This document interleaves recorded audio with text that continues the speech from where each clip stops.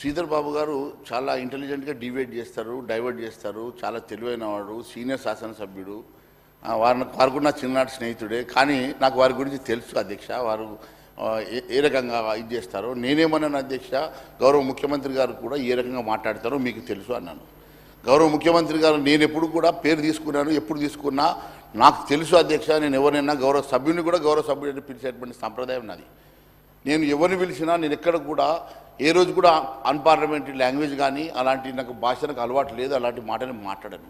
నేను గౌరవ ముఖ్యమంత్రి గారు నిన్న మాట్లాడినటువంటి విషయాన్ని నేను ప్రస్తావన చేస్తూ, గౌరవ ముఖ్యమంత్రి గారు నేను ఏమన్నారు, మాకు టీఆర్ఎస్తో సంబంధం పెట్టించే ప్రయత్నం చేశారు. మీరు ముందు చెప్పండి, మీరు టీఆర్ఎస్ కలవరని చెప్పేసి, మీకు టీఆర్ఎస్కి ఫర్దర్గా ఏ రోజు కూడా లోపాయకార ఒప్పందం ఉండదని చెప్పి రేపు పార్లమెంట్లో మీరు వారు కలవరా, లేకుంటే భవిష్యత్తులో కూడా ఎప్పటికీ కలవరా మీరు చెప్పండి. లేక వారి సభ్యుల్ని మీరు తీసుకోరా మీరు చెప్పాలా. అది మీరు చెప్పకుండా మమ్మల్ని చెప్పమంటే ఎట్లా? మీరు ఈరోజు అధికారంలో ఉన్నారు, మీరు అధికారంలో ఉన్నారు. రేపు అవసరమైతే అలయన్స్ అయ్యేది మీరు. గతంలో అలయన్స్ అయినటువంటి చరిత్ర మీకున్నది. కానీ మీరు చెప్పకుండా ఈ రకంగా మీరు మమ్మల్ని తప్పుదో పట్టించడం ఇది మంచిది కాదని చెప్పి నేను తెలియజేసుకుంటూ, గౌరవ ముఖ్యమంత్రి గారు నేను అన్న మాట నేను మళ్ళీ ఒకసారి ప్రస్తావన చేస్తున్నాను అధ్యక్ష. గౌరవ ముఖ్యమంత్రి గారు కేవలం మేము పిక్నిక్కి రాలేదని చెప్పేసి మాకు అంటగట్టే ప్రయత్నం చేశారు కదా అధ్యక్ష. నేను ఒకటే అడుగుతా ఉన్నాను. ఉన్న లక్ష్మణ్ భాయ్ కూర్చోండి. నేను ఒకటే లెట్ మీ కంప్లీట్. మీరు నిన్న వెళ్ళి పోయొచ్చిన తర్వాత మీ వెంట మేము రాలేదంటే, మీ వెంట వస్తేనేమో మేము మంచి వాళ్ళము, లేకుంటే మేము వెంట రాకుంటే మేము ఇదైతామా? ఆల్రెడీ గౌరవ శాసనసభ్యులుగా ఉన్నటువంటి ఆ రోజు ఈటల రాజేందర్ గారు, కేంద్ర మంత్రిగా ఉన్నటువంటి మా రాష్ట్ర అధ్యక్షుడు కిషన్ రెడ్డి గారు, లక్ష్మణ్ గారు, మరి వారందరూ ఆ రోజు ఉన్నటువంటి ఎమ్మెల్యే రఘునందన్ రావు గారు అందరూ కలిసి వెళ్ళొచ్చిన తర్వాతనే ఇవన్నీ పగుల గురించి బయట పెడితే, ఆ రోజు స్వయాన ఆ రోజు పిసిసి అధ్యక్షుడుగా ఉన్నటువంటి రేవంత్ రెడ్డి గారు ఒక స్టేట్మెంట్ కూడా ఇచ్చారు అధ్యక్ష. ఏమని ఇచ్చిందంటే, నేను పూర్తిగా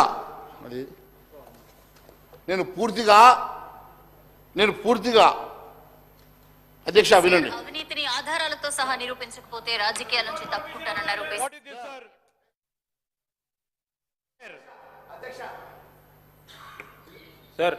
Sir, without the permission of the chair and the house, nobody can display or try to put audio recordings in the house.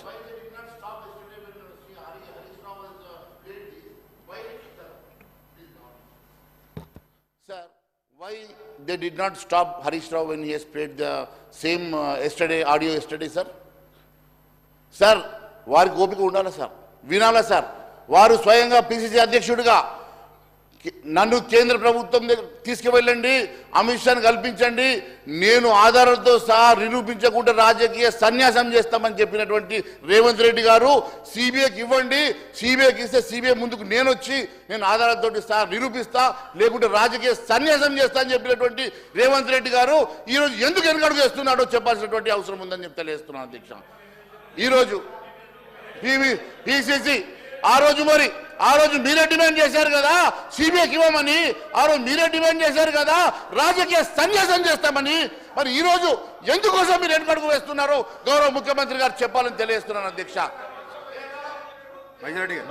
నేను లేదు సార్, మీ దానికే క్లారిఫికేషన్ సార్. మా మేనిఫెస్టోలో చెప్పింది ఏంది అధ్యక్ష, మా ప్రభుత్వం ఏర్పాటైన వెంటనే జ్యుడిషియల్ ఎంక్వైరీ చేస్తామని చెప్పాము అధ్యక్ష.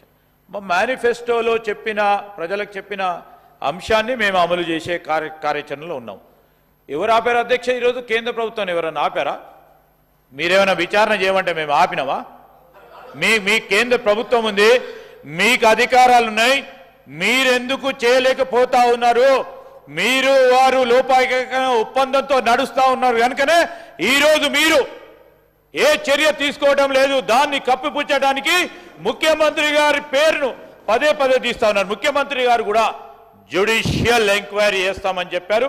జ్యుడిషియల్ ఎంక్వైరీ గురించి ఈరోజు హైకోర్టుని కూడా అనుమతి కోరుతూ హైకోర్టు నుంచి సిట్టింగ్ జడ్జికి ఇవ్వమని వారు కోరడం జరిగింది. నేను సోదరులు మా మహేశ్వర్ రెడ్డి గారు కోరుతా ఉన్నా, ఈరోజు మీ సంబంధిత మరి పైన మీ కేంద్ర ప్రభుత్వ పూర్తి స్థాయిలో అధికారం ఉంది. మీరు తలుచుకుంటే ఏదైనా హక్కు అధికారం ఉంది. మీరు ఎందుకు చేయలేకపోయినారు? ఇంతకుముందు ఎందుకు చేయలేదు?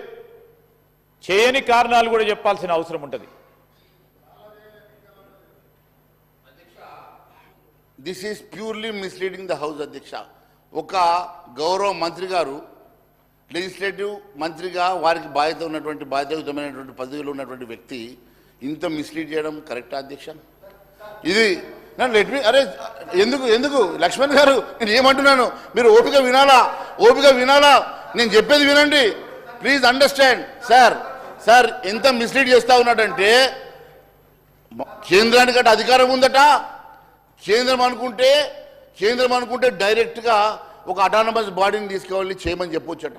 మీరు అడిగే వరకు ఒక లెటర్ ఇవ్వండి. మరి నిజంగా మీకు అంత చిత్తశుద్ధి ఉంటే ఒక లెటర్ ఇవ్వండి. రేపు 48 hours లోపల సిబిఐ ఎంక్వైరీ మొదలెట్టించకుంటే నేను కూడా ఈ రాజకీయాల నుంచి తప్పుకుంటాను తెలియజేస్తా ఉన్నాను. మరి ఈరోజు